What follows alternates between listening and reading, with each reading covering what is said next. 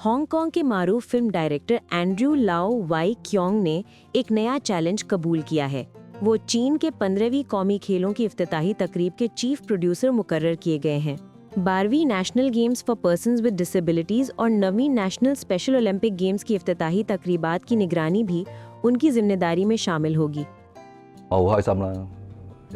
मैं इस मौके पर बहुत पुरजोश हूँ क्योंकि इससे बहुत कुछ नया सीखने को मिल रहा है। कौमी खेलों की इफ्तिताही तकरीब की तैयारी करना फिल्म बनाने से बिल्कुल मुख्तलिफ है। तैयारी का अमल और रोज़मर्रा का काम सब अलग है।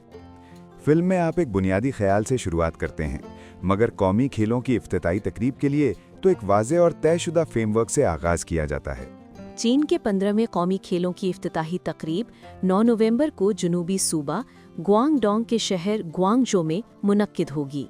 चूँकि ये पहला मौका है कि ग्वांगडोंग, हांगकांग और मकाओ मुश्तरका तौर पर कौमी खेलों की मेज़बानी कर रहे हैं, इसीलिए एंड्रयू लाओ एक ऐसी दिलकश सौती व बसरी तकरीब तख्लीक कर रहे हैं जो आलमी मयार की हो।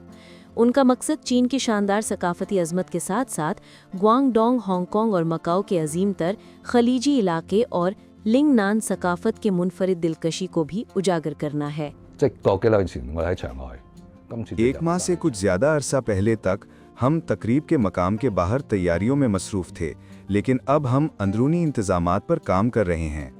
हमें वहाँ कई अमली मसाइल से निमटना है, जैसे ट्रैफिक का इंतज़ाम, खाने पीने की फराहमी, स्टेज की तरतीब और रोशनी और आवाज़ के निज़ाम की जांच। हम इन तमाम उमूर को मरहलावार हल कर रहे हैं। लाओ को मगरिबी नाजरीन ज़्यादातर 2002 की crime drama film infernal affairs के हवाले से जानते हैं। इस फिल्म ने बाद में बनने वाली अकेडमी अवार्ड याफ्ता फिल्म द डिपार्टेड को भी मुतासिर किया था।